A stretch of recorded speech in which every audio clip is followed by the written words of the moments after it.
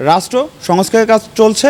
আপনাদের banner use করে যেন একটা স্বার্থান্বেষী মহল যেন দেশে অস্থিতিশীল করতে না পারে, আবার প্রতি বিপ্লবের স্বপ্ন দেখতে না পারে, দেশে যেন আবার স্বৈরাচার কায়েম না হয়, সে বিষয়ে আপনারা খেয়াল রাখুন।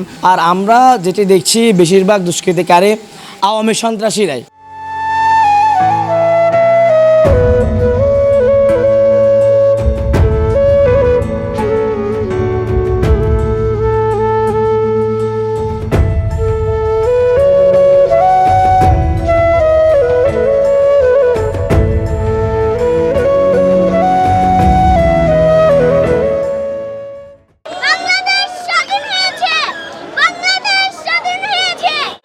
আমাদের এই বিপ্লবকে প্রতি বিপ্লব আকারে রূপ দেওয়ার জন্য আওয়ামী লীগ সন্ত্রাস এবং তাদের যে বিদেশি দোসর আছে তারা তৎপরতা চালাচ্ছে। আমাদের বাংলাদেশকে সাম্প্রদায়িক রাষ্ট্র হিসেবে তারা বহির্বিশ্বে প্রতিষ্ঠা করার চেষ্টা করছে। আমাদের আন্দোলনকারী ভাই বোনদেরকে সাম্প্রদায়িক হিসেবে প্রতিষ্ঠা করার চেষ্টা করছে। আমরা বৈষম্যবিরোধী ছাত্র আন্দোলন বাংলাদেশকে অসাম্প্রদায়িক রাষ্ট্র হিসেবে গড়ে তোলার জন্য যা যা করা দরকার সব কিছুই করবো ইনশাল্লাহ।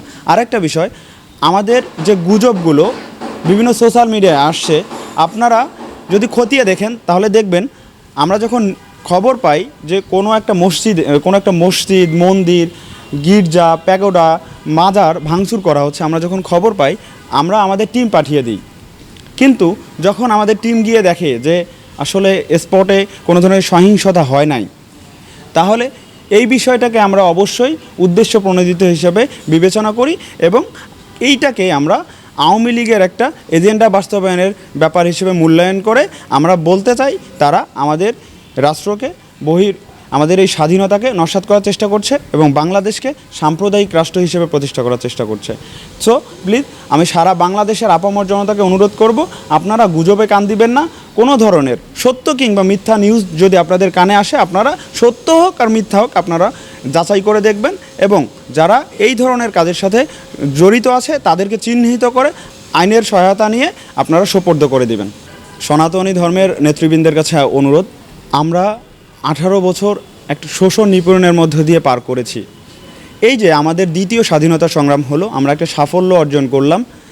অনেকে এই সাফল্যকে ভিন্ন খাতে প্রবাহিত করার চেষ্টা করছে, নস্যাৎ করার চেষ্টা করছে।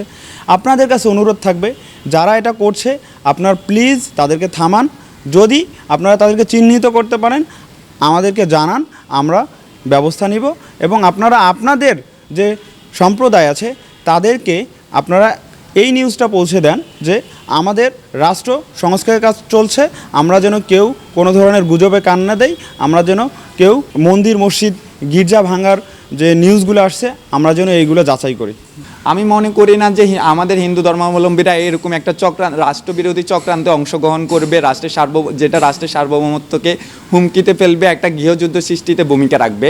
তবে আমি এই মুহূর্তে দেশের হিন্দু ভাই বোনদেরকে বা সংখ্যালঘু বা যারাই আছেন সবার কাছে অনুরোধ করব, আপনারা এই মুহূর্তে একটু ধৈর্য ধারণ করুন। দেশের যে নতুন সরকার প্রতিষ্ঠিত হয়েছে তাদের উপর আস্থা রাখুন, দেশে সাম্প্রদায়িক সম্প্রীতি প্রতিষ্ঠিত হবে। আপনাদের ব্যানার ইউজ করে যেন একটা স্বার্থান্বেষী মহল যেন দেশে অস্থিতিশীল করতে না পারে, আবার প্রতি বিপ্লবের স্বপ্ন দেখতে না পারে, দেশে যেন আবার স্বৈরাচার কায়েম না হয়, সে বিষয়ে আপনারা খেয়াল রাখুন।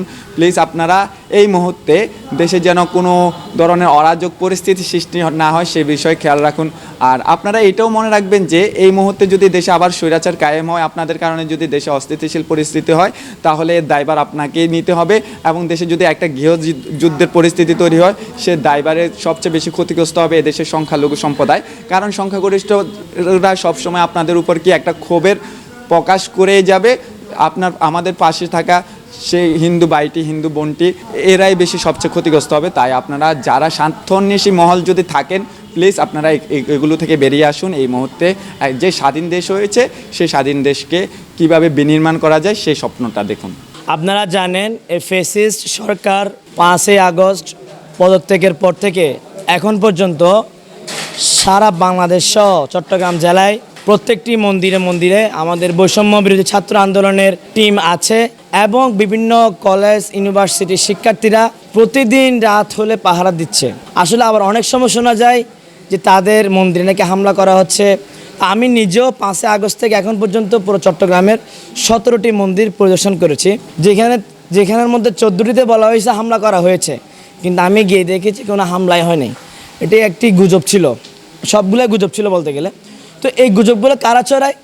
যারা দুষ্কৃতিকারী, যারা দেশের শত্রু, যারা হিন্দু মুসলিমদের মধ্যে একটা সম্প্রীতিপূর্ণ সম্পর্ক নষ্ট করতে চায়, এরাই মূলত এই গুজবগুলো ছড়ায়।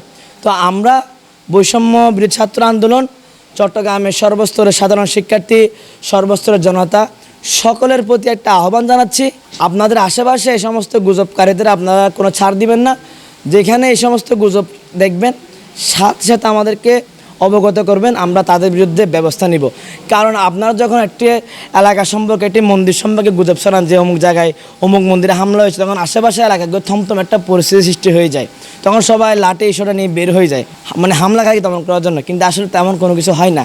তো এটির কারণে মানুষের মূল্যবান সময় নষ্ট হয়, একটা হয়রানিমূলক একটা অবস্থা সৃষ্টি হয়। তো আশা করছি এমন অবস্থা আর তৈরি হবে না।